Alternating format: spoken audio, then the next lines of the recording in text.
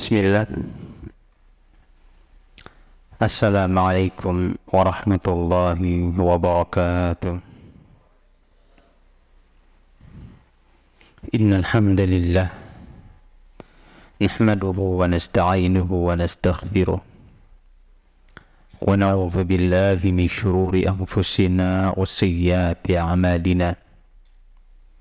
May yahdihillahu fala mudilla lahu ومن يضلله فلن تجد له وليا مرشدا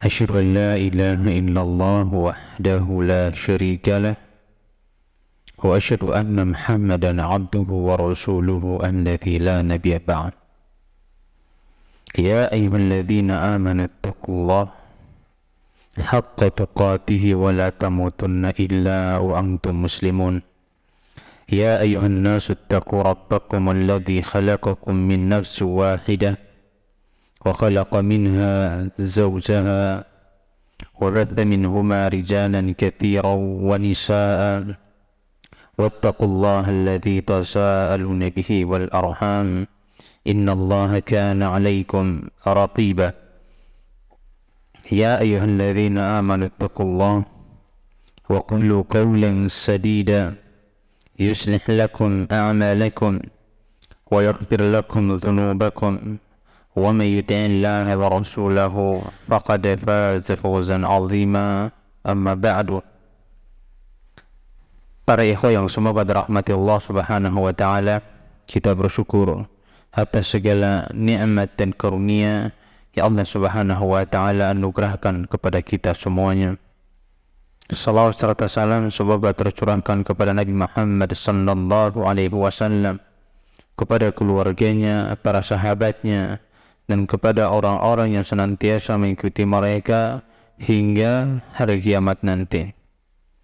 Para ikhwan yang semoga dirahmati Allah Subhanahu wa taala, malam ini kita akan masuk pada bab kedua dalam kitab Riyadhus Shalihin yang dikarang oleh Al-Imam An-Nawawi rahimahullahu ta'ala, yang merupakan kitab yang berbicara tentang akhlak, kemudian ibadah, dan juga berkaitan dengan masalah dosa dan lain-lainnya, yang mana buku ini merupakan buku yang sangat bermanfaat untuk para tulabul ilm atau para penuntut ilmu untuk mempelajarinya. Pada bab yang kedua ini, beliau mengangkat bab at-taubah. Bab at-taubah. Pada bab yang pertama, Al-Imam An-Nawawi rahimahullah ta'ala membuka bukunya Riyadhus Shalihin dengan bab ikhlas. Setelah itu baru beliau melanjutkan pada bab yang kedua, yaitu bab at-taubah. Artinya adanya korelasi besar antara ikhlas dengan taubat. Seorang dalam bertobat kepada Allah Subhanahu wa ta'ala, dia harus ikhlas agar taubatnya diterima oleh Allah Subhanahu wa ta'ala. Bukan main-main atau bukan pura-pura. Tapi betul-betul dia ikhlas kepada Allah Subhanahu wa ta'ala dalam taubatnya dan dalam kembalinya kepada Allah Subhanahu wa ta'ala. Oleh karenanya kita buat judul segera kembali. Artinya seorang muslim segera kembali kepada Allah Subhanahu wa ta'ala. Para ikhwan yang semoga dirahmati Allah Subhanahu wa ta'ala, banyaknya dosa yang kita lakukan, banyaknya maksiat dan kesalahan yang kita lakukan, menyebabkan hati kita terkadang menjadi keras dan mati. Maka jalan untuk keselamatan adalah seorang hendaklah kembali kepada Allah Subhanahu wa ta'ala. Kita harus ingat bahwasannya kita menjadi mulia di hadapan manusia yang lain, atau menjadi mulia antara satu dengan yang lainnya. Dan seseorang dimuliakan oleh saudaranya karena dua hal. Karena dua hal. Kita harus ingat bahwasanya kita dimuliakan atau seseorang dimuliakan oleh orang lain karena dua hal sehingga dia dimuliakan. Dan dua hal ini semata-mata karunia dari Allah Subhanahu wa ta'ala. Yang pertama adalah Allah Subhanahu wa Ta'ala memberikan kita kedudukan. Allah Subhanahu wa Ta'ala memberikan kita harta. Allah Subhanahu wa Ta'ala memberikan manusia itu jabatan. Akhirnya dengan hal itu, dengan kedudukan, dengan harta dan dengan jabatan yang dia punya, orang menghormati dan menghargainya. Dan semua betul-betul karunia dari Allah Subhanahu wa Ta'ala, merupakan bentuk karunia Allah Subhanahu wa Ta'ala berikan kepada mereka. Bukan karena usaha dia, bukan karena kepintaran dia, bukan karena keahlian dia sehingga dia dihormati oleh orang lain, tapi semata-mata karena Allah memberikan dia hal tersebut. Dan ini kita sebut dengan casing. Allah memberikan kita casing. Sebagai seorang dai diberikan casingnya sebagai seorang ustadz. Akhirnya dihormati dan dihargai karena dia dilabel dengan seorang ustadz. Orang yang kaya dihormati karena Allah berikan dia harta. Orang yang punya kedudukan dia dihormati karena Allah berikan dia kedudukan. Dan semua itu murni Allah yang berikan. Namun kebanyakan orang tertipu dengan casing yang Allah berikan kepadanya. Bahkan casing itu menjadi hal yang menipu dirinya sendiri. Kecuali orang-orang yang dirahmati Allah Subhanahu wa Ta'ala. Ini yang pertama, kita dimuliakan oleh manusia yang lain. Hal yang kedua, kita dimuliakan manusia yang lain, kita dimuliakan oleh orang lain karena Allah Subhanahu wa Ta'ala menutupi aib-aib kita. Aib kita ditutupi oleh Allah Subhanahu wa Ta'ala. Sedikit saja Allah buka aib kita, hancur. Dan kita tidak ada apa-apanya. Karena Allah tutupi dosa kita, Allah tutupi kesalahan kita, Allah tutupi keburukan kita, ya akhirnya orang masih memuliakan kita. Kalau seandainya Allah buka, maka hancur. Kita berjalan di permukaan bumi seperti bangkai yang berjalan, yang tidak ada artinya sama sekali. Jadi harus kita ingat dua hal ini. Yang pertama, Allah berikan kita jabatan, Allah berikan kita harta, Allah berikan kita kedudukan. Dan yang kedua, karena Allah tutupi aib-aib kita. Sehingga kita harus ingat bahwasannya tugas kita sebagai seorang hamba adalah selalu kembali kepada Allah Subhanahu wa Ta'ala. Beliau mengatakan babu at-taubah. Bab taubat atau bab bertaubat kepada Allah Subhanahu wa Ta'ala. Al-Imam An-Nawawi kemudian berkata, qala al-ulama'u, para ulama berkata, at-taubatu wajibun min kulli dhanbin. Sesungguhnya taubat itu wajib atas semua dosa. Tidak perlu kita melihat oh ini kecil, ini besar. Tapi apapun dosanya, seorang wajib bertaubat kepada Allah Subhanahu wa Ta'ala, menyerahkan taubat kepada Allah Subhanahu wa Ta'ala. Karena ingat, jangan sampai dosa kecil menyebabkan seseorang masuk neraka, dan jangan sampai dosa besar juga menyebabkan dia binasa. Dosa besar tadi menyebabkan dia binasa, kenapa? Karena mungkin dia meremehkan dosa tersebut. Akhirnya apa harus dia lakukan? Dia harus betul-betul bertaubat kepada Allah dari semua dosa, saghiraha wa kabiraha, kecil ataupun besar, dan itu wajib. Kapan kita bertobat? Ketika terjadinya dosa, langsung bertobat kepada Allah Subhanahu wa Ta'ala. Jangan anggap kita kan masih muda, kan masih banyak waktu, nanti besok. Siapa tahu pas kita bermaksiat, Allah matikan kita di situ. Sebelum kita bertobat kepada Allah Subhanahu wa Ta'ala.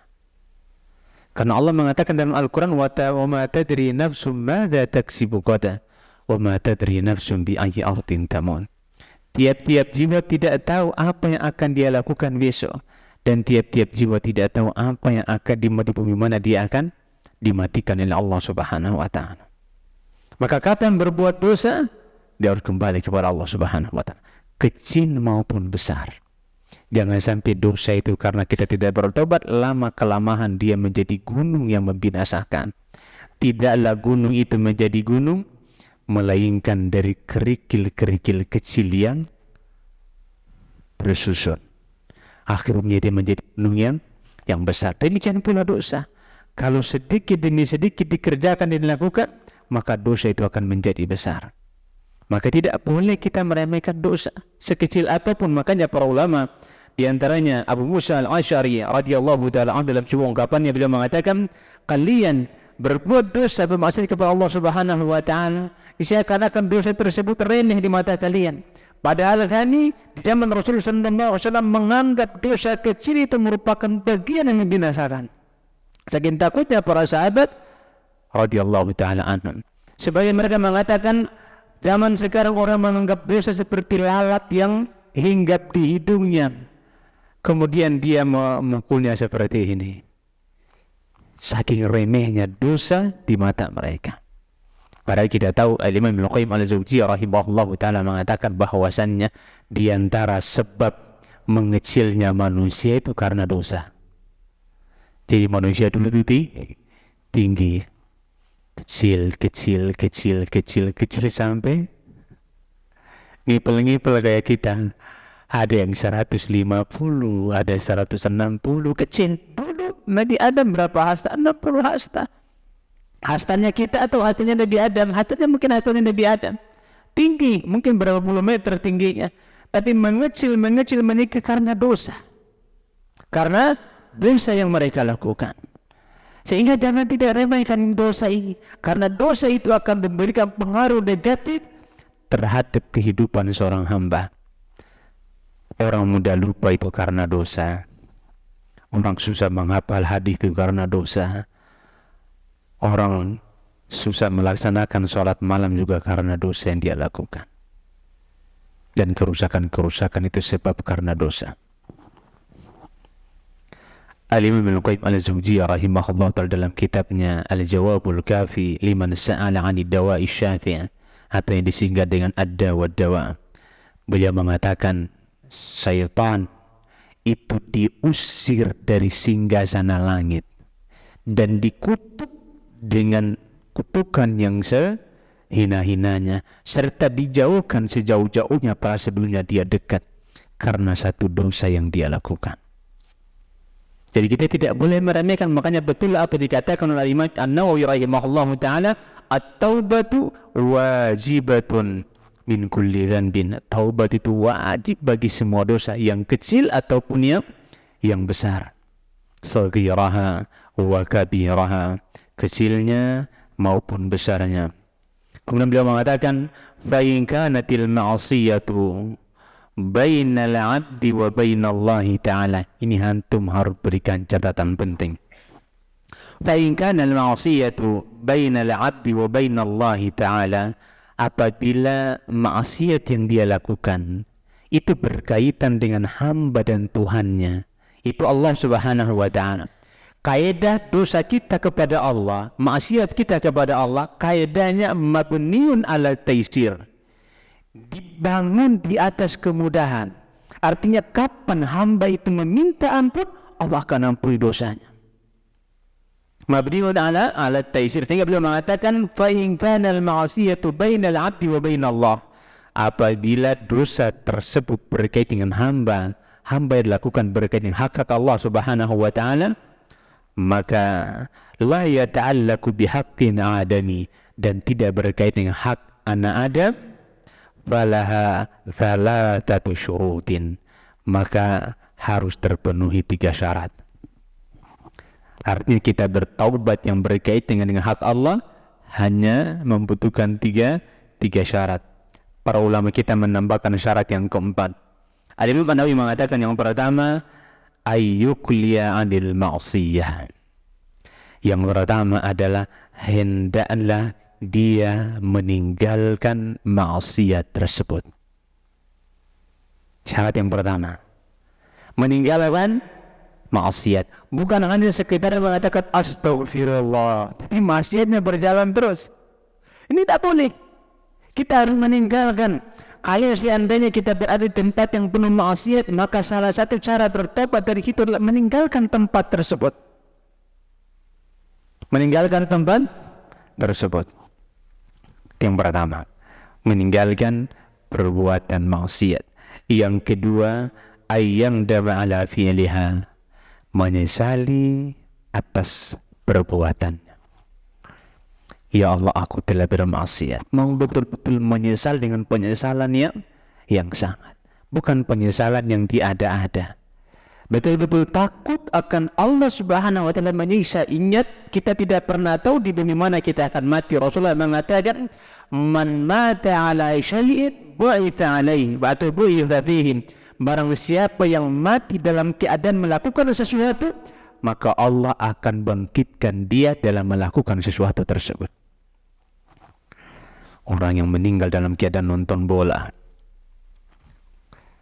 di hari kiamat nanti dibangkitkan dalam keadaan nonton turnamen bola. Orang yang meninggal dalam keadaan main game, di hari kiamat nanti dibangkitkan dalam keadaan main game.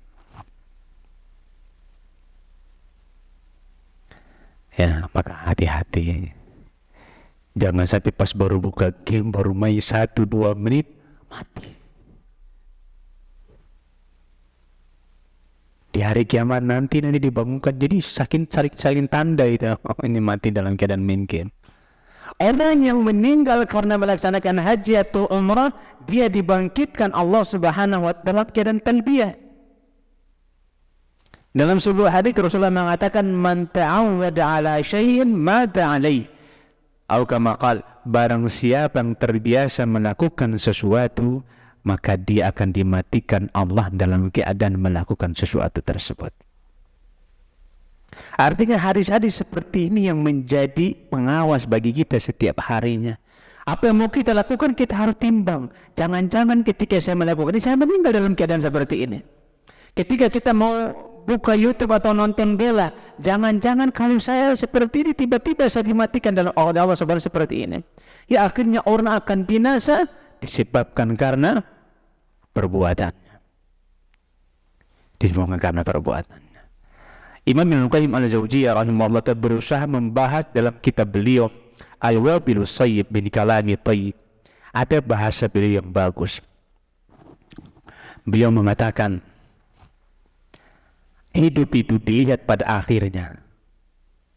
Hidup kita dilihat pada akhirnya. Kalau awalnya baik, akhirnya buruk, maka berarti terhitung keburukan. Dia meninggal dalam keadaan maksiat, taat terus, tapi kemudian dia dimatikan Allah dalam keadaan melakukan maksiat. Na'udzubillah tsumma na'udzubillah. Maka yang dilihat adalah pada akhirnya. Hidupnya maksiat terus, tapi di akhir hayat dia bertobat kepada Allah Subhanahu wa ta'ala, kemudian dia ada meninggal dalam keadaan taubat dan meninggal dalam keadaan menyesali dosa-dosanya. Maka apa yang dia dapatkan? Ya, dilihat pada akhirnya. Beliau mengibaratkan dengan salat. Sebagaimana salat itu dilihat pada akhirnya, bukan awal dan tengahnya. Kalau kita salat Allahu Akbar, semuanya. Begitu stasiat akhir, keluar angin. Batal enggak salatnya? Batal. Dari awal, imam rakaat pertama baca surat Al-Baqarah, rakaat kedua baca surat Ali Imran, terakhir mau salam batal semua salatnya. Demikian pula ajal, demikian pula amalan. Di awal baik, tapi di akhir hayat dia menjadi buruk, maka dia keburukan. Para ulama kita mengomentari hadis Rasulullah SAW yang mengatakan bahwasanya wa innal 'abda, sesungguhnya seorang hamba, la ya'malu bi amali ahli an-nar, la ya'malu bi amali ahli al-jannah hatta ma yakuna bainaha baina illa dhira' fa yasbiqu alayhi al-kitab fa ya'malu bi amali ahli an-nar fa yadkhuluha wal iyadu billah. Dan seorang hamba semasa hidupnya melakukan dan melaksanakan amalan-amalan penghuni surga, sampai enggak lama lagi usianya, kemudian kitab mendahuluinya, catatan amal, maka dia di akhirnya melakukan amalan-amalan penghuni neraka, maka dia masuk ke dalam neraka. Al-Imam Ibn Rajab Al-Hambali ketika mengomentari hadis ini, apa kata beliau? Dia melakukan amalan-amalan kebaikan, riyaan, karena dia selalu ingin dipuji oleh orang. Dan dia menyembunyikan keburukan-keburukan. Dia kelihatan alim di hadapan manusia, namun buruk di mata Allah Subhanahu wa ta'ala. Kita berlindung kepada Allah Subhanahu wa ta'ala dari hal-hal seperti ini. Ya, akhirnya dia masuk neraka. Wa inna ar-rajula wa inna ahadakum la ya'malu bi amali ahli an-nar. Dan salah seorang di antara kamu melakukan amalan-amalan penghuni neraka. Hatta ma yakuna baina wa baina illa dir'a, sampai jarak dia dengan neraka sudah dekat. Artinya azalnya sudah dekat. Fa yasbiqu alaihi al-kitab. Namun catatan amal mendahuluinya. Fa ya'malu bi amali ahli al-jannati fayadkhuluha. Kemudian dia melaksanakan di akhir hayatnya melakukan amalan-amalan penghuni surga, kemudian dia meninggal dan masuk ke dalam surga tersebut. Apa kata Imam Ibnu Qayyim al-Jauziyah rahimahullah ta'ala? Terkadang amalan kebaikan bisa menyebabkan seseorang masuk neraka, dan terkadang dosa bisa menyebabkan seseorang masuk surga.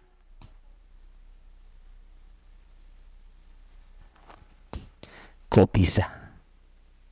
Kenapa? Terkadang kebaikan seseorang bisa membuat dia masuk neraka, dan terkadang dosa seseorang menjadi sebab dia masuk surga. Kenapa?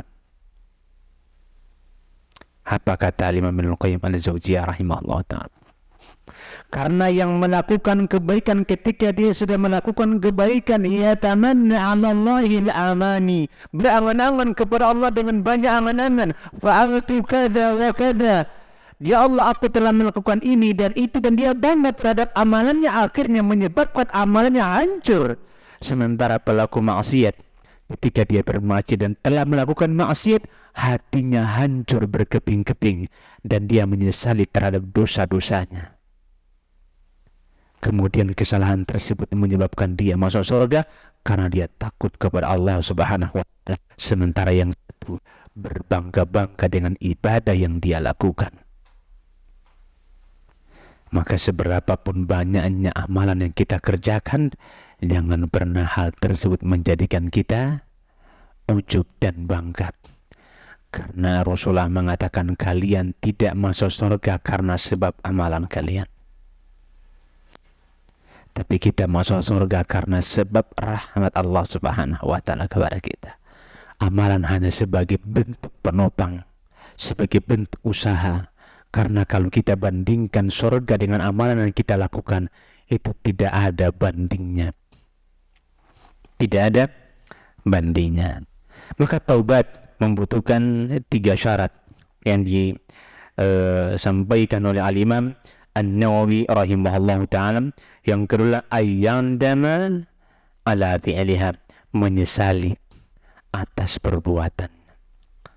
Menyesali dengan betul-betul penyesalan. Merasa dirinya telah melakukan dosa yang sangat besar.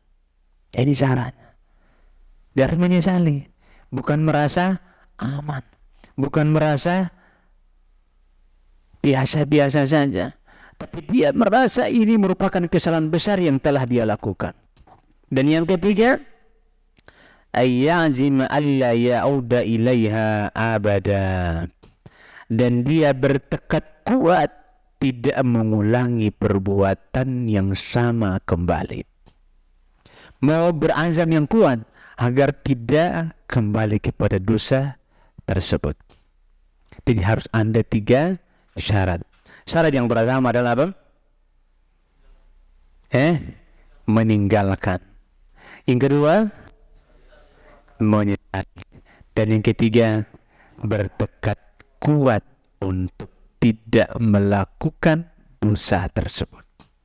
Apabila 3 syarat ini terpenuhi, dan Syekh Utsaimin rahimahullah ta'ala menambahkan syarat yang keempat, yaitu al-ikhlasu fit taubat.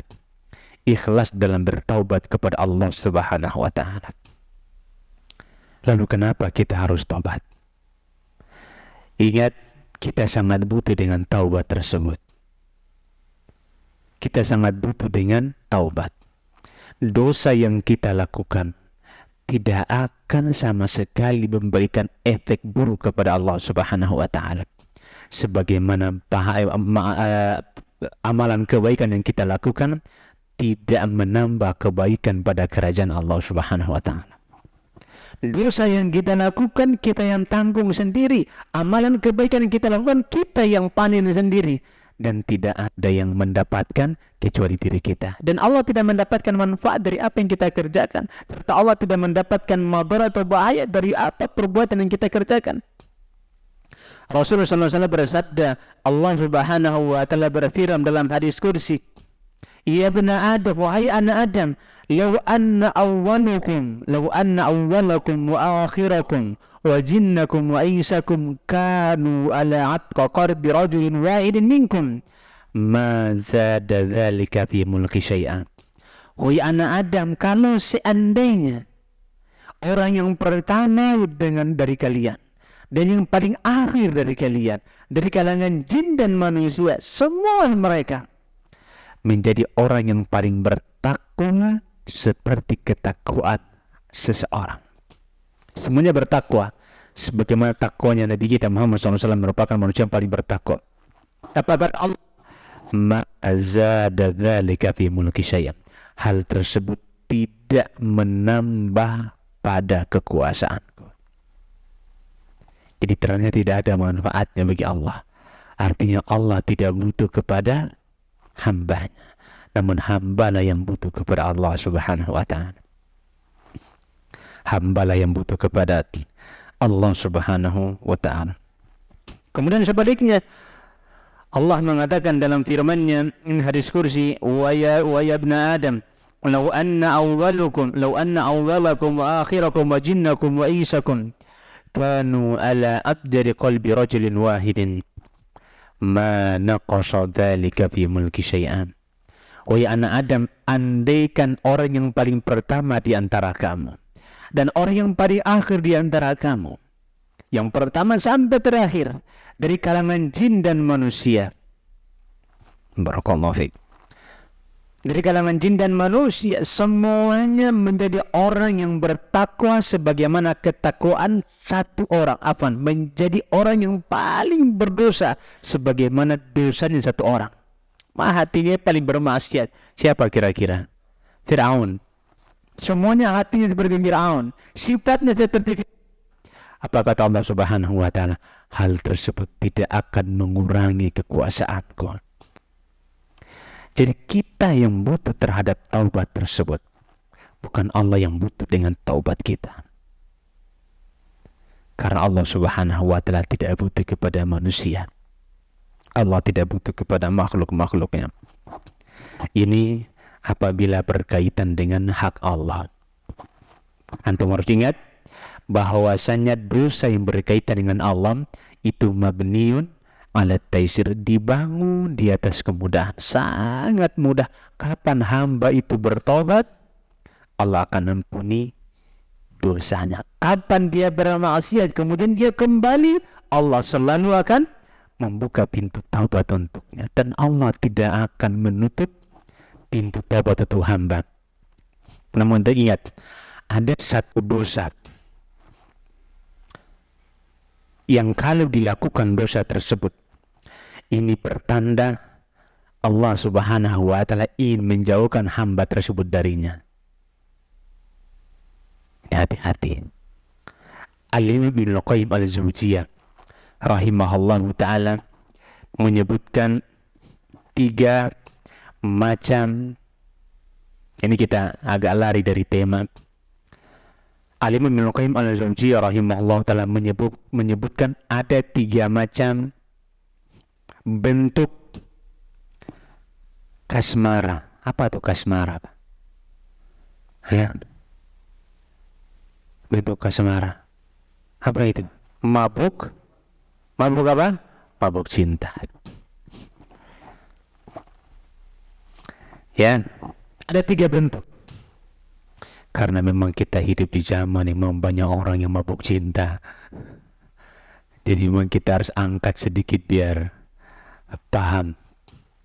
Ada 3 bentuk bab cinta.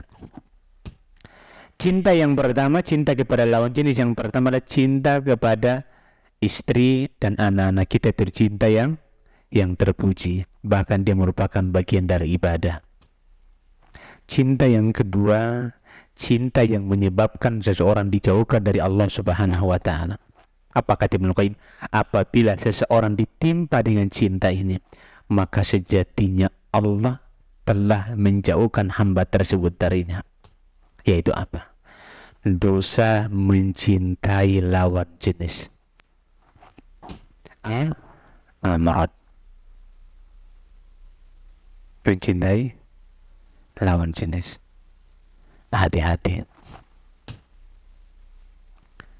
Ini salah satu tanda Allah menjauhkan hamba tersebut darinya adalah apabila seorang hamba telah ditimpa penyakit ini, maka tunggu kebinasaan untuk dirinya. Jangan sampai dosa-dosa yang dilakukan menyebabkan Allah giring kita ke dosa ini.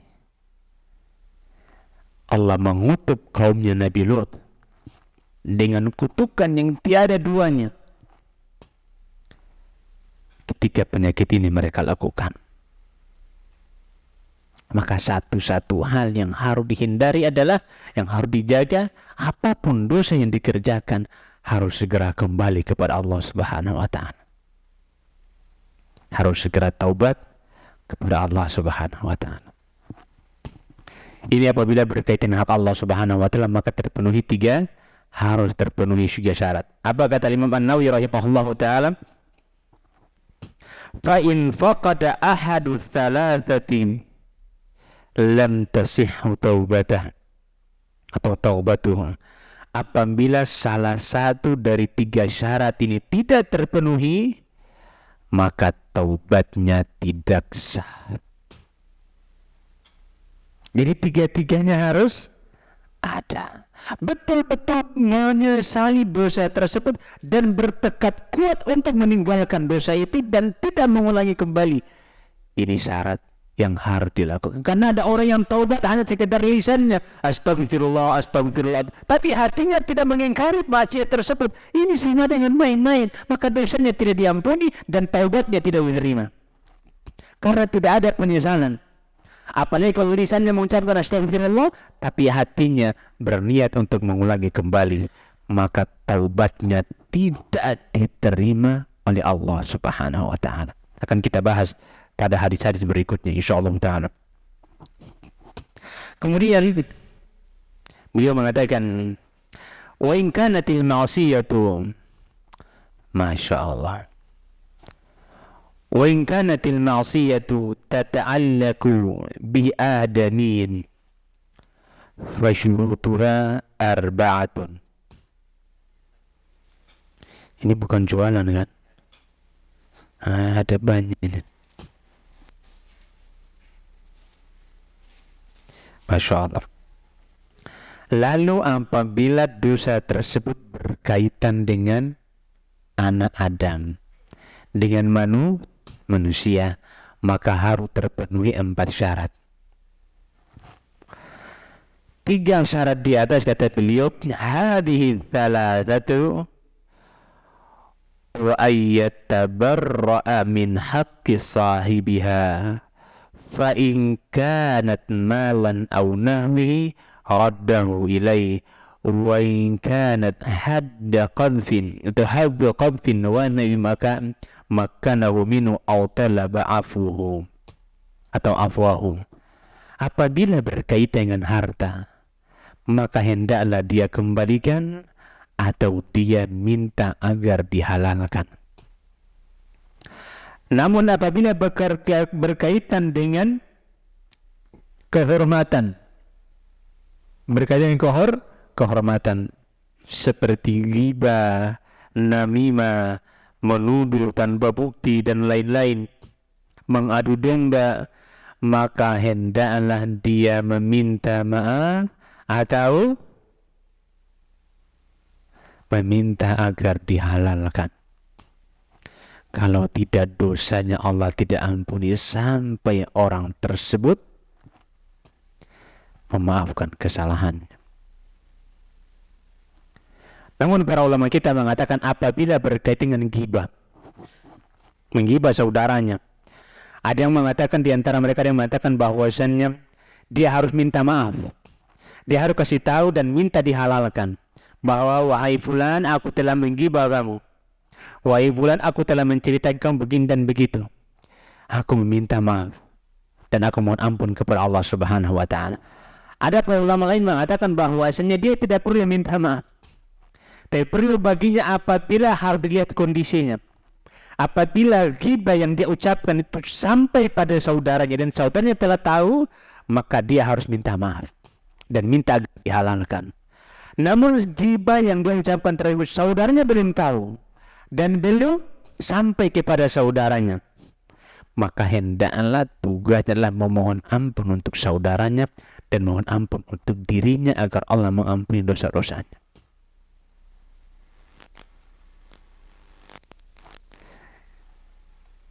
Bab ini mengingatkan kepada kita agar kita semakin mawas diri agar tidak mudah menggolimi orang lain.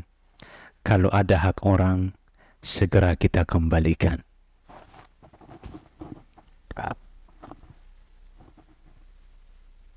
Segera kita kembalikan hak yang kita ambil.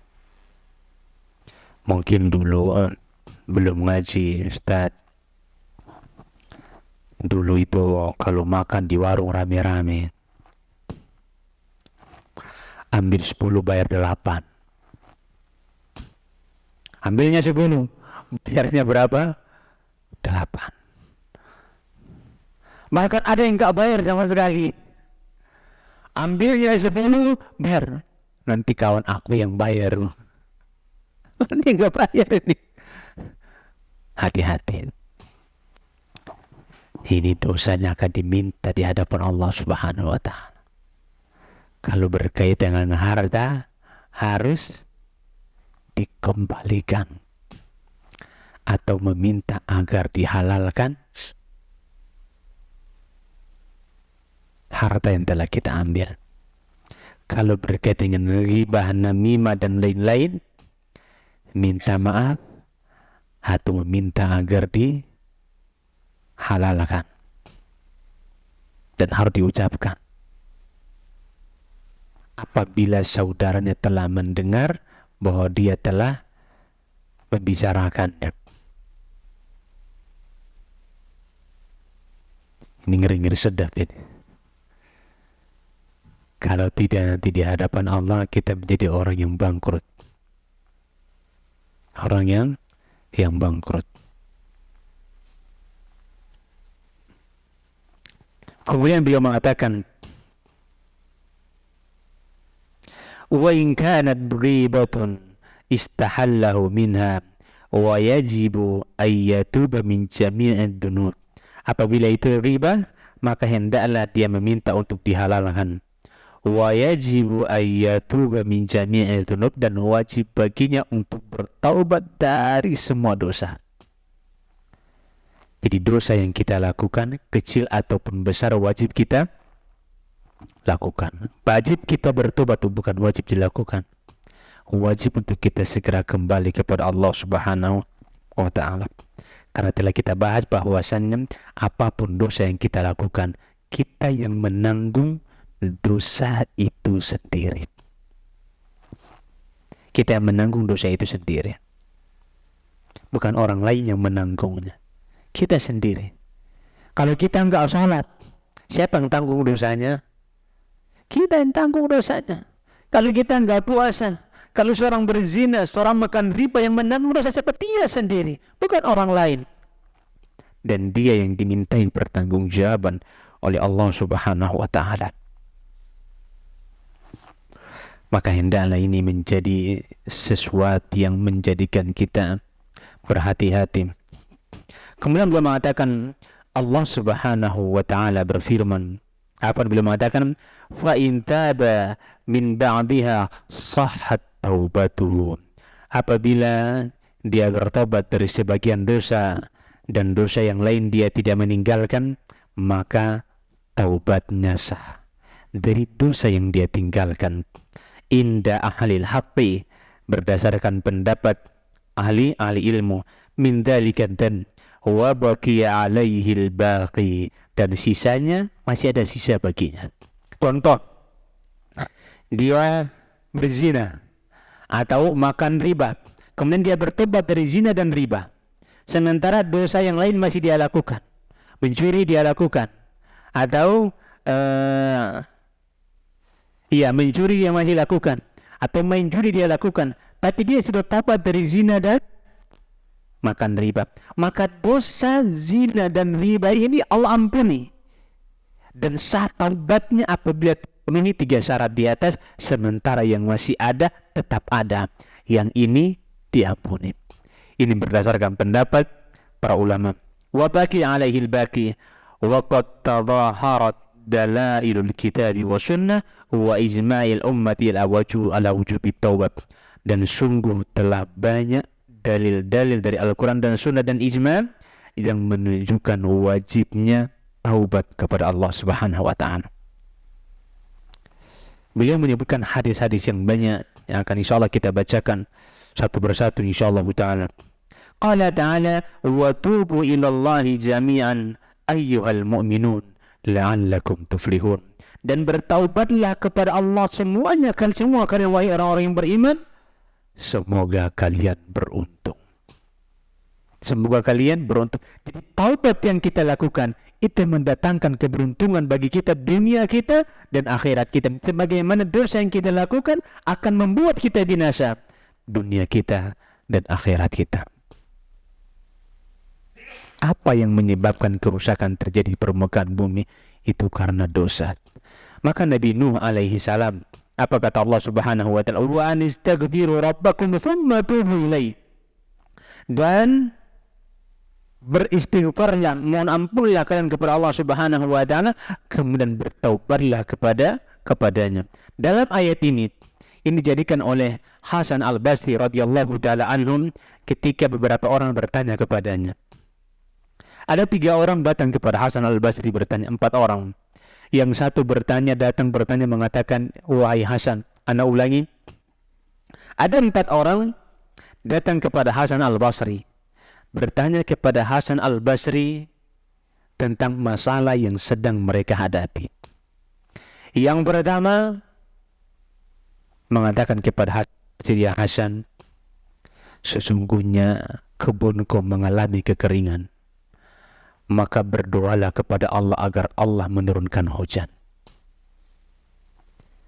Maka apa kata Hasan? Istaghfirillah, beristighfarlah kepada Allah Subhanahu wa ta'ala. Orang yang kedua datang, wahai Hasan, sesungguhnya paceklik, mohonlah ampun, berdoalah kepada Allah agar Allah menurunkan hujan. Maka Hasan mengatakan istaghfirillah, mohonlah ampun kepada Allah Subhanahu wa ta'ala.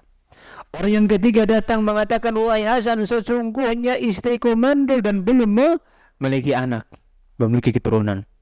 Maka berdoalah kepada Allah agar Allah memberikan aku keturunan. Maka Hasan mengatakan istaghfirillah. Maka orang-orang yang ada di sisi Hasan bertanya, wahai Hasan, setiap orang datang bertanya kepadamu, engkau jawab dengan satu jawaban, istaghfirillah, mohon ampunlah kepada Allah Subhanahu wa ta'ala. Apa kata Hasan Al-Basri?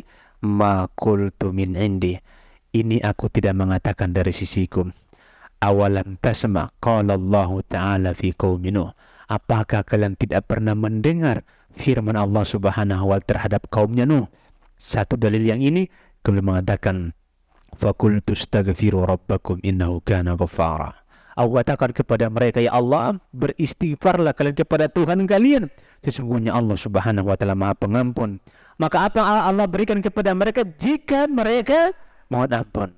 Yursili sama alaikum midrara, Allah akan menurunkan hujan yang banyak. Wa yumdidukum bi amwal, memperbanyak harta mereka. Wa banin, memperbanyak harta mereka. Wa yaj'al lakum jannati wa yaj'al lakum anhara, dan Allah akan apa? Menjadikan, menyuburkan kebun-kebun mereka dan mengalirkan sungai-sungai mereka. Inilah keberuntungan dari banyaknya istighfar dan bertobat serta mohon ampun kepada Allah Subhanahu wa ta'ala. Maka kalau seandainya ada masalah dalam bisnis antum, mungkin ada dosa yang dilakukan. Jangan-jangan ada dosa apa ini? Sehingga Allah uji saya dengan dosa ini, dengan ujian ini. Ini harus dikoreksi. Apa jalan yang termudah? Taubat. Kembali kepada Allah Subhanahu wa ta'ala. Allah mengatakan istaghfirillah. Allah mengatakan kepada kaumnya, faqultu astaghfiru rabbakum innahu kana ghafara. Aku katakan kepada mereka, ya Allah, wahai kaumku, beristighfar kalian kepada Allah, sesungguhnya Allah Maha Pengampun. Yursilis sama alaikum midrara. Allah akan menurunkan kepada kalian hujan yang lebat. Wa yubdidukum bi amwal, memperbanyak harta kalian. Wa banin, memperbanyak anak kalian. Anak ini berarti rezeki. Banyak anak itu nikmat, bukan nikmat. Apa bedanya nikmat? Nikmat dengan nikmat pakai qaf. Apa bedanya? Siapa yang bisa jawab, anak kasih hadiah bimoli. Fadl. It's like I'm going to talk to you and about all the it. Well, all fit, man. Masya Allah, barakallahu fiik. Ya, dikasih. Ini. Ya, kalau nikmat itu karunia. Tapi kalau nikmat itu azab pakai qaf, itu artinya azab. Maka itu merupakan nikmat yang Allah Subhanahu wa ta'ala berikan. Intinya banyak-banyak istighfar. Cekcok di rumah tangga. Kenapa suami istri bisa cekcok, Atam? Istri bawel. Istrinya suka konslet. Istrinya bawel. Nggak ngaku antum yang bawel. Fadhal.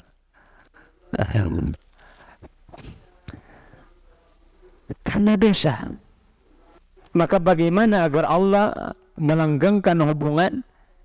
Istighfar, kembali kepada Allah Subhanahu wa ta'ala.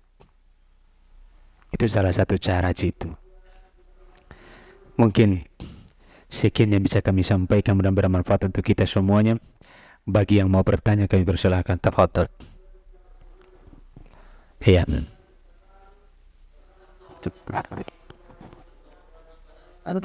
Tahu nama udah dijelaskan. More as I'm not tidak. Iya. Kalau seandainya ada harta yang kita ambil punya orang, sementara mau kita kembalikan, sudah tobat mau kita kembalikan, orangnya kita nggak tahu kemana, atau bahkan sudah meninggal dunia, maka ada dua kemungkinan.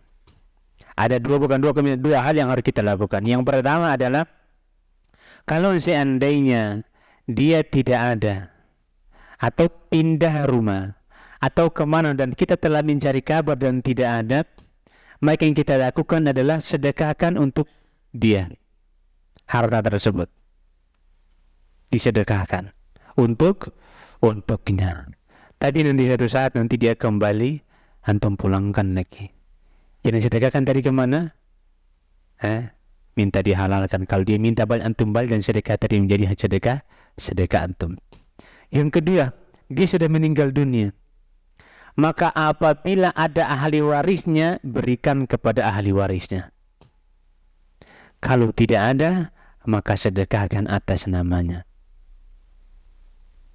Sambil banyak-banyak mohon ampun kepada Allah Subhanahu wa ta'ala.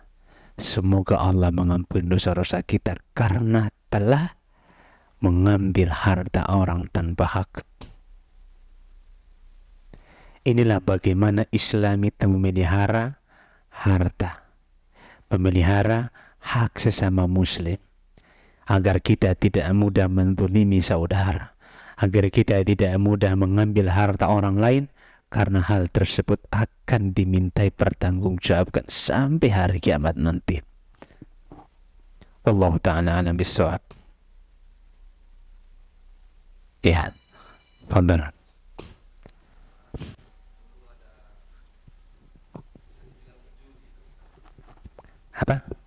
judi. Iya.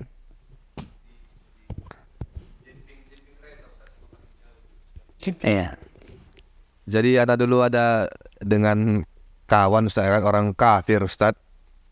Jadi judinya jemping-jempingan, siapa paling jauh jaraknya dia yang menang begitu. Judi dia yang menang. Iya, jemping Ustaz, jemping sepeda motor Ustaz. Judi sepeda motor. Iya, jadi siapa yang bisa jemping paling jauh dia yang menang Ustaz. Kebetulan anak kalah Ustaz. Apa itu? Standing. Iya, standing Ustaz. Oh, apa namanya? Kalau di Medan kan jemping Ustaz. Nah, standing. Berarti nakal antum berarti dulu. Iya. Nah, tapi sekarang enggak lagi kan? Sekarang tobatlah, jangan lagi kembali. Iya, otot. Jadi kan kalah Ustaz. Jadi maksud anak ada mungkin taruhannya waktu itu sekitar 120.000 atau 150.000 Ustaz. Kalau anak nggak salah. Jadi anak bilang besok anak bayar bilang. Besok sampai bertahun-tahun lalu. Ini Sampai sekarang. iya, masa-masa SMA waktu itu. Iya. Udah berapa tahun? Udah lama loh Ustaz. Dalam. Iya Ustaz. Jadi apakah memang harus anak bayar Ustaz?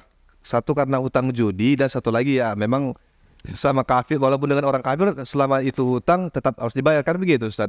Tapi karena ini karena dasarnya tadi. Coba dinyalakan itu. Kayaknya seru nih pertanyaan beliau. Coba dinyalakan. Nyalakan apa? Halo, jadi begitu Ustaz. Iya.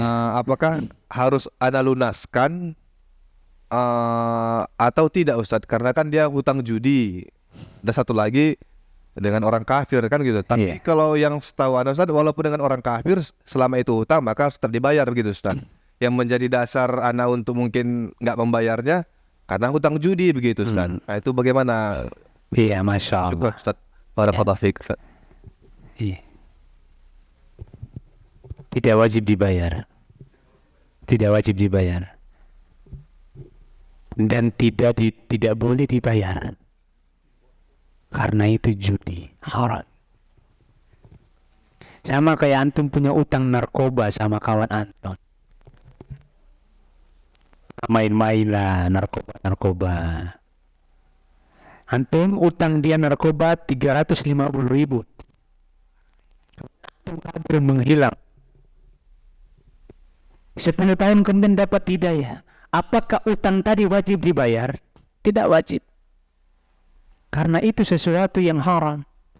Kata para ulama, memperjualbelikan sesuatu yang haram, hukum jual belinya haram dan hukum harga dari jual beli itu juga menjadi haram. Maka tidak sah jual belinya dan tidak sah jual belinya. Sehingga tidak wajib judi pun demikian. Maka antum tidak wajib bayar. Selamat, alhamdulillah. Ya. Maka tidak wajib bayar. Sama dengan orang utang zina. Utang zina biasa, pesan ini pesan itu, kemudian habis dia berzina dia nggak bayar. Apakah dia wajib bayar? Nggak wajib dia bayar, karena itu merupakan haram. Jangan nanti bilang coba-cobalah, nggak boleh. Ini terkutuk. Nggak wajib dibayar dan tidak boleh dibayar. Sama halnya dengan narkoba. Itu tidak wajib dibayar. Karena hukum jual beli yang haram, zatnya menjadi haram, hukum keabsahan jual belinya juga menjadi batal. Ibnu Abbas atau yang lain mengatakan, kana Rasulullah sallallahu alaihi wasallam idza harrama syai'a harrama thamanahu. Rasulullah SAW apabila mengharamkan sesuatu, maka dia juga mengharamkan harganya. Mengharamkan apa? Harganya. Maka tidak wajib antum bayar. Karena itu adalah judi. Allah Ta'ala ala bisawab. Beda kalau riba. Riba wajib dibayar. Karena itu utang antum. Utang antum kepada orang. Yang antum harus tunaikan. Harus dibayar sampai kapan? Sampai selesai. Kecuali yang antum bisa negosiasi, dipotong, dilunasi. Selama antum lunasi itu bunga Antum kita bertobat kepada Allah Subhanahu wa taala. Ya Allah, mudahkanlah agar aku bisa melunasi di semua utang-utang riba. Allah taala alam, makanya jangan coba-coba utang riba. Ya, silakan, Pak. Pada tidak.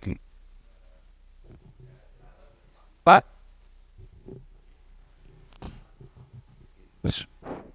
Bagaimana dengan kita selalu beristighfar yang dianjurkan oleh Rasulullah SAW pagi dan sore, beristighfar pagi, istighfar sore, ya, dan minta ampun selalu kepada Allah. Iya. Namun kita selalu cekcok, misalnya, atau selalu ada kecekcokan dalam rumah tangga. Dalam rumah tangga. Ya, ada yang enggak. Apakah itu penyebabnya apa itu, Ustaz? Iya. Kita selalu mohon ampun kepada Allah Subhanahu wa taala. Tapi masalah rumah tangga selalu ada. Apa kira-kira penyebabnya? Kita harus melihat bahwasannya Allah ketika memberikan satu ujian kepada kita, Allah tidak akan memberikan ujian melebihi batas kemampuan hambanya. Karena ujian itu datang tujuannya dua. Kita harus bedakan antara ujian dengan azab.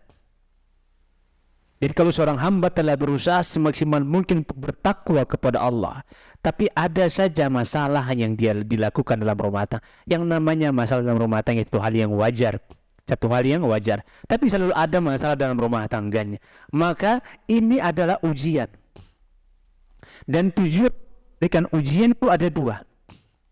Yang pertama adalah Allah ingin membersihkan dosa-dosa hambanya sebersih-bersihnya dosanya, agar dia menghadap Allah tanpa ada dosa yang menempel pada badannya. Sehingga karena tujuan yang pertama ini kita harus bersabar menghadapi ujian. Jangan kita protes sama Allah. Ya Allah, aku setiap hari mohon ampun sama-Mu ya Allah. Ya Allah, aku setiap pagi dan petang mohon ampun. Kenapa masalah yang gak hilang? Gak boleh seperti itu. Kita tetap berhusnudzon, karena itu adalah kebaikan buat kita. Harus selalu husnudzon kepada Allah. Jadi ada punya kawan, dia tugas di Medan, tiba-tiba dipindahkan ke tempat yang jauh banget, yang mengakibatkan dia harus pisah dengan keluarganya. Jauh ya, masih di daerah Sumatera. Dijanjikan paling sekitar 3 bulan dia akan dikembalikan lagi ke Medan. Bisa sampai 3 bulan gak balik-balik ke Medan. Sampai panjang, sampai dia bilang sama kami, Ustadz, kalau seandainya bayi ini udah melahirkan nih, bayi ini anak belum pindah-pindah, belum balik-balik lagi ke Medan. Maka dia baru sadar ada hikmahnya datang itu setelah hampir 1 tahun. Hampir 1 tahun itu baru ternyata ada hikmah besar yang Allah berikan kepada dia. Dan dia mengatakan ternyata hikmah itu kita baru tahu setelah 1 tahun berjalan. Hikmahnya adalah apa? Dia dengan dipindahkan ke tempat yang begitu jauh, ternyata dari tempat yang jauh dia bisa mendapat suasana. Ya akhirnya dia bisa membuat satu usaha besar. Satu usaha yang memang itu kalau berhasil, hasilnya miliaran rupiah. Hasilnya bahkan ratusan juta, ratusan miliaran. Dan dia bilang, bisa ternyata itu hikmahnya. Anda dipindahkan ke tempat yang jauh, hikmahnya ternyata Allah Maha Tahu. Maka kita ketika Allah memberikan ujian dalam sebuah masalah, kita harus husnudzon. Walaupun sudah banyak kebaikan yang kita lakukan, karena Allah menginginkan kebaikan untuk kita. Mungkin Allah ingin dosa hambanya bersih. Mungkin di sisi lain Allah ingin agar hambanya makin ingat kepada Allah. Karena kadang-kadang misalnya ini kita sebagai seorang pedagang, kita banyak sedekah kemana-mana, tapi tiba-tiba ada masalah yang kita alami dalam dagang, yang mana kita nggak pernah nyangka kalau itu akan terjadi sama kita. Ketahuilah, di sini ada ujian tersendiri yang Allah berikan kepada kita. Tujuannya apa? Mungkin selama ini saya terlalu menyandarkan kemampuan pada diri saya sendiri.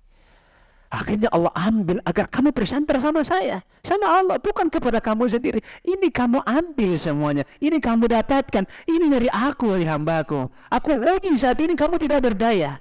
Kecuali ketika kamu ingat bahwa ternyata kemudahan jika Allah mudahkan, dan kesusahan jika Allah susahkan. Jadi harus kita husnudzon kepada Allah. Yang pertama, makanya seorang mukmin itu berada pada dua hal. Kata Rasulullah sallallahu alaihi wasallam, apabila diberikan kebahagiaan dia bersyukur, apabila dia ditimpa dengan musibah dia bersabar.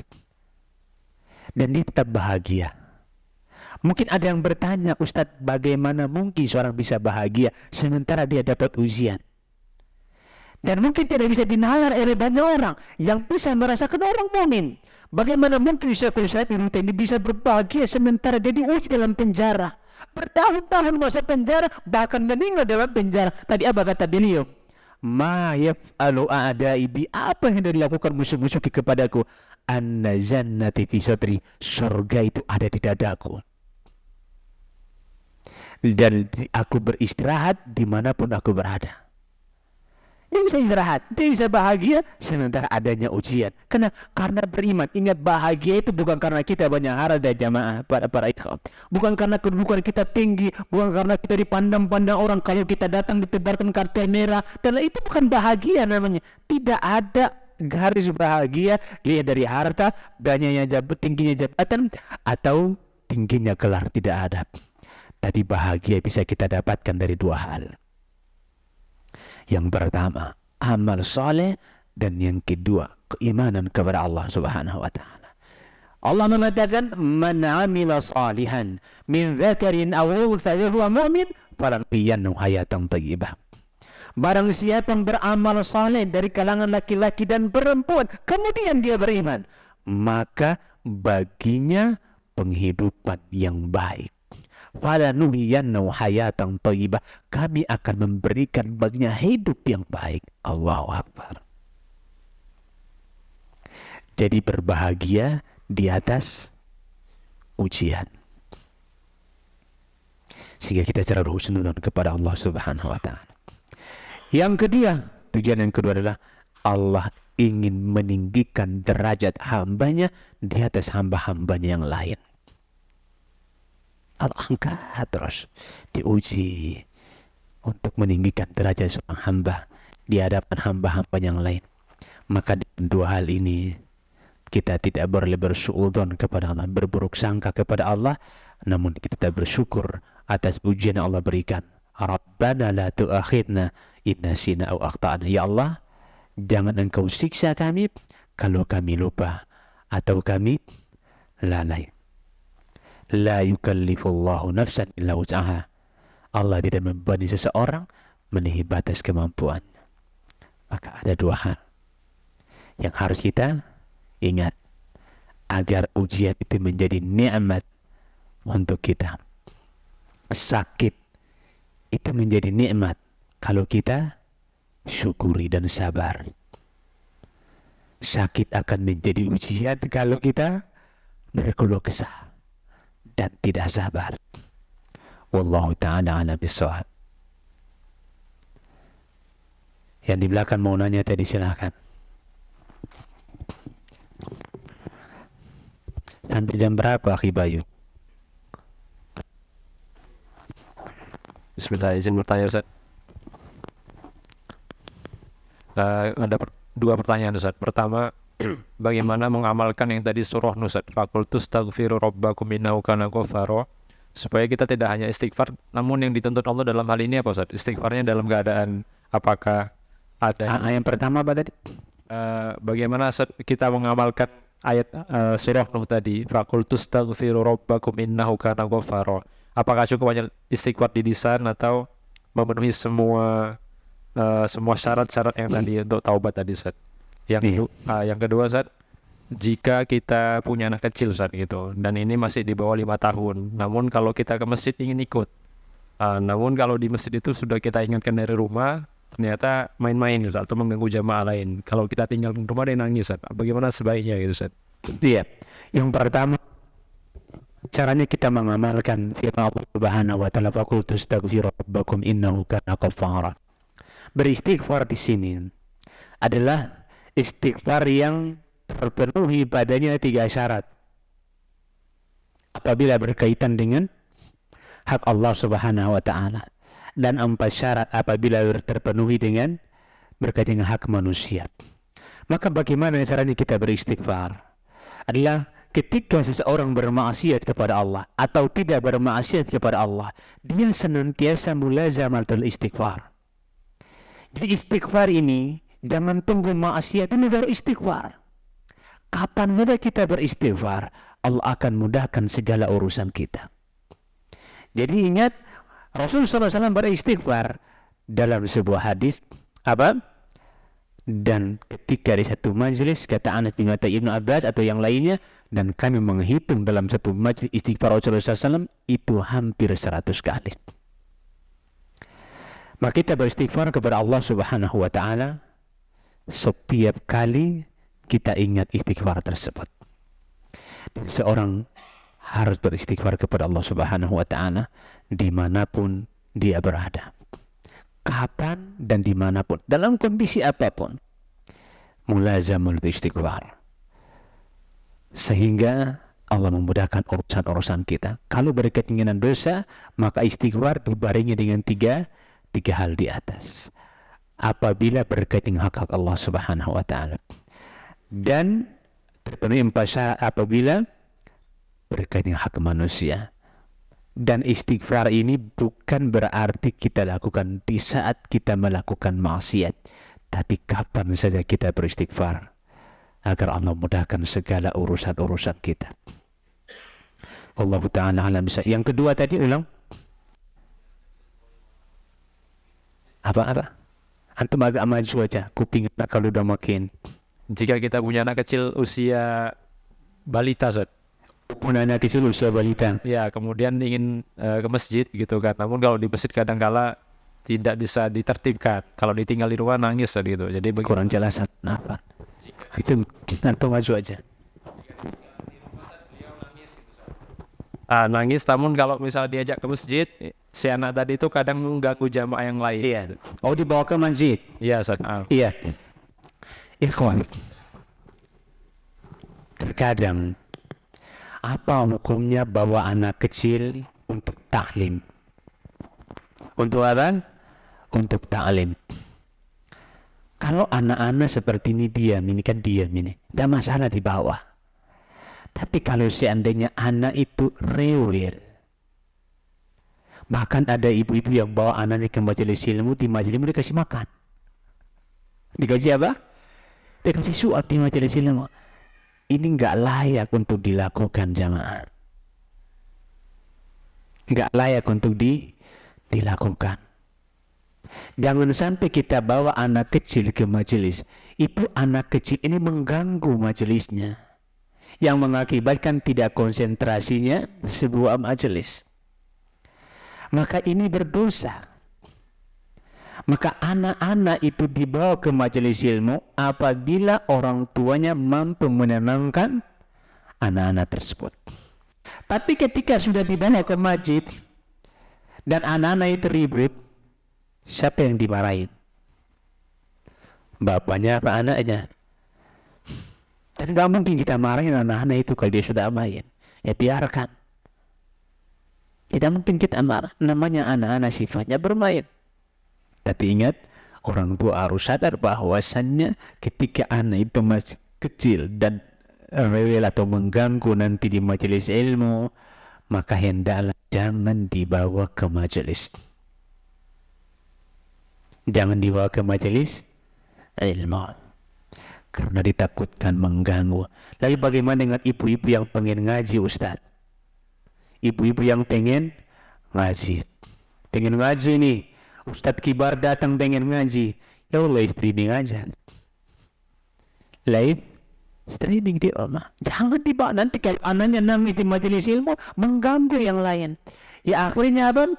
Konsentrasi ngaji bagi yang lain itu tidak tidak didapatkan. Maka yang adalah ini dihindari. Kemudian juga selain dari bawa anak kecil, saya ingin mengkritisi sedikit tentang jualan. Jualan.